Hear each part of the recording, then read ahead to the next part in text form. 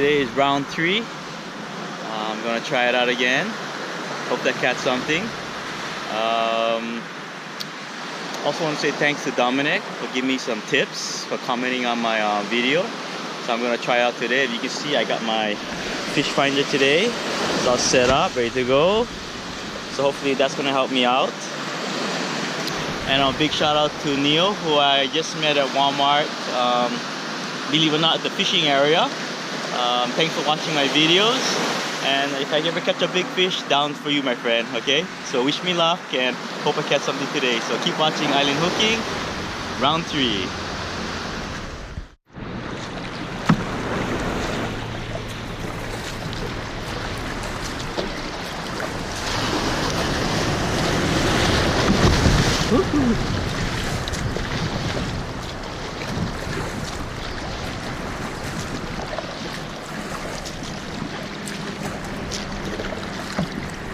It's about 6:39 in the morning.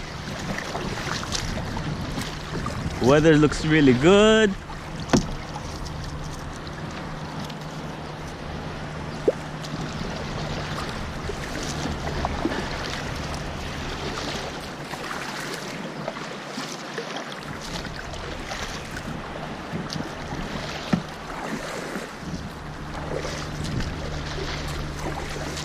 So hopefully everything goes good today. Hopefully I can catch a fish. I'm hoping.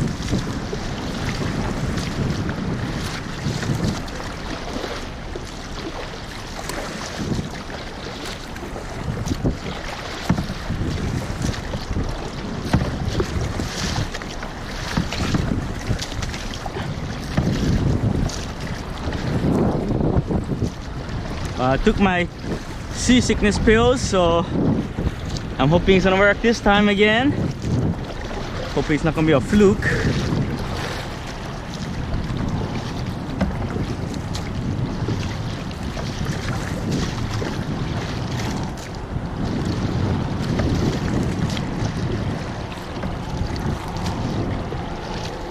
I hope my fish finder works.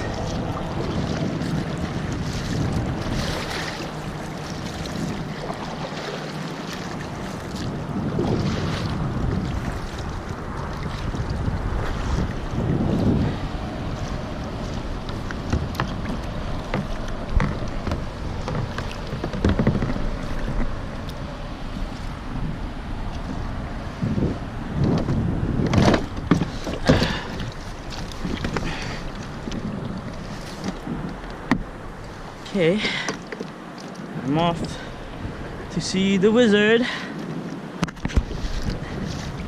So today I'm gonna try some damashi, get some bait.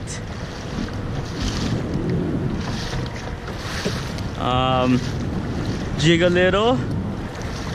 And with my new fish finder, hope it's gonna make it that much more easier, that much more simpler for me this time.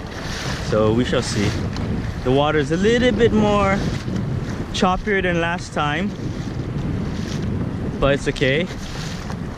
The predator can handle it. And wish me luck, people. Now, the fish finder looks great.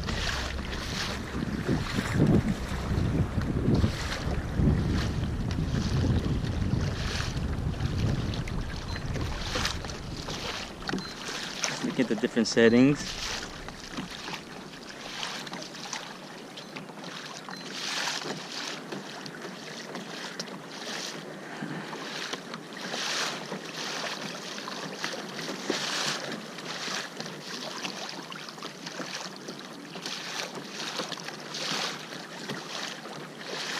Like about 2.5 miles per hour right now.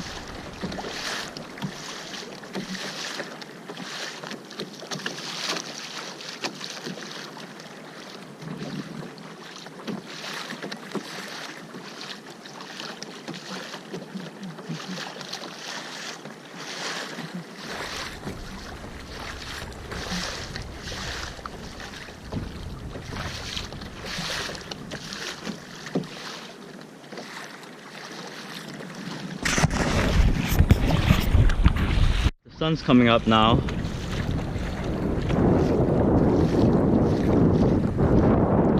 I feel the breeze a little coming. Let's hope it's not gonna be too strong. Starting kind of early. Hello everyone, sorry for cutting the video short. I figured I'd save you guys a lot of trouble. For one thing, I didn't catch any fish. Second thing I learned is that, if you're not feeling well, don't go on the kayak because it ain't gonna get any better. So, I got more sick on the kayak, so I got seasick, and it just was a total mess. On top of that, I guess I really wanted to go out because I already had the kayak packed in my truck. On top of that, I really want to catch a fish, and I wanted to try out my new fish finder, that Lawrence Hook 4 finder. So I want to see if I hooked it up correctly, and I kind of want to dabble with the controls and just kind of see how it works, right? And I still trying to figure it out yet. Still don't know what a fish looks like on that screen, so I'm just playing around with it and checking out the different settings. So hopefully the next rounds I'll get better at it and it'll help me catch some fish. But though I did learn a big lesson, so maybe it's meant to be that I went out there. I'm gonna save you guys some trouble, and I hope you guys listen very carefully, especially for those of you that just starting out in kayak fishing like I am. I learned the hard way, and hopefully this way I can save you guys a lot of trouble. So what happened is that when I was landing my kayak heading towards the shoreline, I seen the waves going, and at that time, when I went out, the waves were a little bit bigger, but wasn't that big, where I was concerned. But maybe I should have waited, before the sets were done. But I figured, they weren't that big, so no problem. I'll just ride the kayak in. So I did, and it worked pretty well until the very last part. When I seen the last wave, and I looked, wow, it's kind of a little bit big, but not that big. So I think I'll be all right, I survived the other one, so why not this one, right? So what happened is that when the wave hit me from the back, I noticed that, and I felt that the back started sliding. And when the back of the kayak started sliding, the nose of the kayak digged into the water. So there was a kind of incline going down, and when it slid, the nose hit the water, dug into the water, and I felt the back just fishtailed. And I knew I was in trouble. The minute it fishtailed, the wave picked the kayak up and slammed me upside down into the water.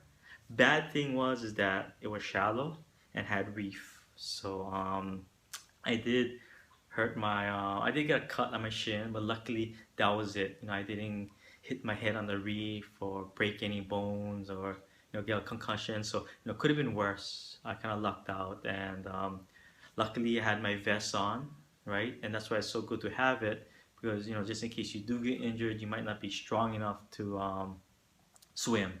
So always good to carry it on you, whether you're going out or whether you're coming back in, because you just never know. And look at me, I didn't expect to flip over, but I did. But it was a big lesson. Another thing I learned is that make sure that your kayak is not in the middle with you and the wave. So if the wave's coming here and your kayak is here and you're here, not a place. This is the place you do not want to be, because you don't want the wave to hit the kayak and then the wave hit you. It could crush bones. It could knock you out. So if you find yourself in a position where the kayak is between you and the wave, get the hell out of there, because the sets are coming in, and sometimes it's just hard to focus, and and the waves keep hitting you, and you don't want that kayak to hit you. So the minute you find that kayak in the middle, swim out, move away from the kayak, let the kayak go. Or if you can hold on to the kayak when you're on the other safer side, then maybe you can ride the kayak in. But other than that, you don't want to be in front of the kayak where the wave hits the kayak and it slams into you. That's going to cause you some serious damage. So luckily, I wasn't in the front of the kayak. I was in the back, and the wave started hitting me from the back, and I was right in the shoreline. But bad thing, besides getting hurt, I did have my brand new Major Craft jigging pole that I just bought, and I had my Good Luck Nitro spin pole that I had over 10 years now. That Nitro pole caught me tons and tons of fish. And what happened is that I had it here, and when the kayak flipped over, the tips of the rods hit the reef. So it snapped the tip off my major craft pole. It broke my nitro pole in half, and I lost the tip of my ugly stick. So I lost 3 poles one time. So the one that did survive, one of them was this over here. Luckily, I seen this on YouTube, and I think they're just starting to do this now.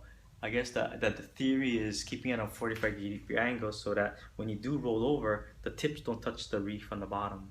And it doesn't cause any resistance for coming up, because when you're this way, it causes resistance when you're trying to pull the kayak over. When you're 45, it rolls nicely, so it's less resistance, and you keep your poles safe, much safer. And it did work. These poles survived. My other pole that was over here survived due to the fact that I had a leash on it, so I make sure I tied them down, and I did have floaters on my fishing poles, so that helped. So what happens is that when it flipped over, they just jettison out and they float, but they don't run away too far, so you don't have to go and chase your poles out in the ocean, especially if the currents are pushing the poles out. You don't want to be chasing poles out there. So that helped. But I think the next round is that what I'm gonna do is that if I think that the waves are big, I'm gonna store them in the front hatch. So this way my poles will be safe and sound. And man, you talk about cleaning reels. Oh my God, it took me 2 days to clean my reels because most of my reels had sand and salt water in them. So it was tough to take the sand out.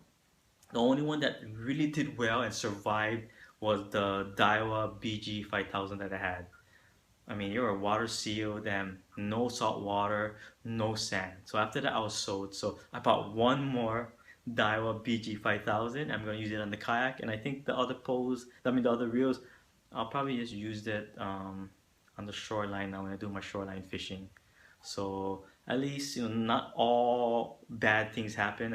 Some of the good things came out of this, though I had to learn the hard way. And another thing I learned is, see this? These waterproof containers wasn't so waterproof that day. Out of the 3 containers that I had, only 1 survived, didn't leak. The other 2 leaked. So if you guys thinking of buying this, I suggest you test it out. I don't know if you gotta put it in water, dip it in water, make sure it doesn't leak. It does float well, but it didn't really do its job. Another thing is, I think next time I'm gonna button these guys down. I'm gonna make sure that they don't escape the kayak.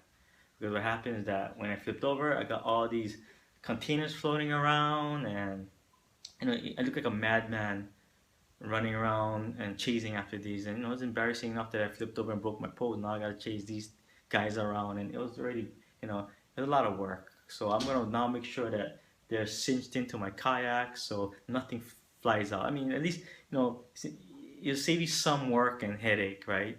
And next time, again, if you guys decide to go out, maybe you guys want to do it this way, or maybe the safest way is put in the hatch and store it in your kayak, and again, cinch down anything that can float or fly out of the kayak. Make sure that it doesn't escape. It's just less work for you to do. I mean, you're already tired, and now you gotta go chase these containers around. It'll save you at least a little bit of embarrassment, trust me. And what you guys want to do is check out YouTube. See, I wish I knew this. I would have practiced it. But there are some guys out there that are teaching you how to. And if I was you, go on YouTube, type in how to launch your kayak and how to land your kayak. But there's some guys out there that's really giving good tips and techniques and how to do it, especially if the waves are big. And I remember there was one guy who was teaching you how to lean into the wave, and amazing, it works. I was watching how he was doing, and wow, I was very impressed how he leans into the wave siders and the kayak doesn't flip over, doesn't roll. So if I knew that, I would have practiced it. So if you guys are starting it out, watch those videos first, go out there, practice that technique, so that if it ever happens to you, better chances of surviving. If I knew that, I'm pretty sure I wouldn't have flipped over. And the wave wasn't that big on top of that. So don't underestimate the waves. They can be powerful. Doesn't matter if they're small. And I learned that. So now I'm gonna be thinking certain things now, how to do things, how I'm gonna button everything down now and redesign certain things, and watch more of the video, maybe test it out now in the ocean and just see how it works. But hopefully round 4 will be a better time for me. Hopefully I'll catch fish this time and I get to understand more how my fish finder works. So keep subscribing, keep watching. I'm just hoping round 4 is gonna be a better chance for me to catch something. So hopefully this time I'll have that luck. So I'll check you guys soon, and thank you for watching Island Cooking. I'll catch you again. Take care.